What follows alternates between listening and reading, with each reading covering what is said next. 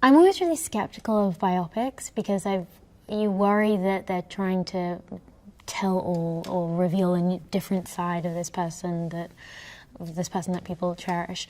But this script I really loved and really surprised me because it was very much a celebration of Queen and everything that they created, and a celebration of the person that Freddie was. And you can tell that it's written by people who really love him, and it's now led by people who really love him and appreciate him. Bohemian Rhapsody follows the story of the band Queen, and specifically Freddie, from his journey from Farouk Balsara to Freddie Mercury. When there's no doubt in her that he should absolutely just be himself and follow these instincts and dress how he wants. That's an awakening in her, but also just her absolute acceptance of that, with no questioning and no doubt. It must be very new to him as well. And so just to get that kind of encouragement and reassurance of, like, we've got each other, and just kind of go forward is really beautiful. And you see them kind of constantly do that with each other and constantly balance each other. It's a huge pressure to play someone who's still present and alive and will obviously have an opinion on this film and the way that I play her, and especially with the scenes between Freddie and Mary in the film. I mean, it really does go into some of their most intimate moments. And so your first response is wanting to protect her and not pretending to think I know how it actually felt to be there. So I can only give kind of my own interpretation, and as Lucy, interpret how she would respond in that situation, how Mary would respond. I think one of the main things that attracted me to the part of Mary was the dynamic that she and Freddie have and had throughout his entire life and their entire lives together.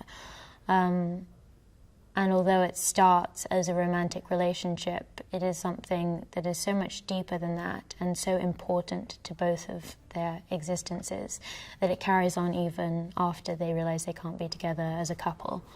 And to know that she was his kind of closest ally, they were each other's closest allies till the very end of his life, and in such a beautiful, deep way, was really impactful and really kind of a beautiful lesson. The production design, the sets, and the costumes have all been so beautiful and so exquisitely put together and made that you kind of are completely transported when you're there.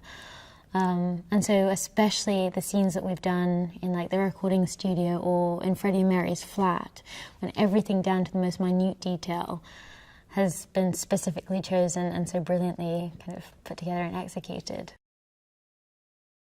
The thing that always astonishes me most about Rami is how different he actually is to Freddie in real life, because you meet him and you think, like, yeah, okay, you can kind of see similarities enough, and then he has the hair and makeup and costume, and suddenly Rami has just disappeared entirely, and there is just this new person standing in front of you, and the way he moves and talks and just gesticulates and everything is so departed from himself as Rami and is so Freddie that it's just completely magical and bizarre and unnerving. And so I feel like I haven't actually spent that much time with Rami and know Freddie much better.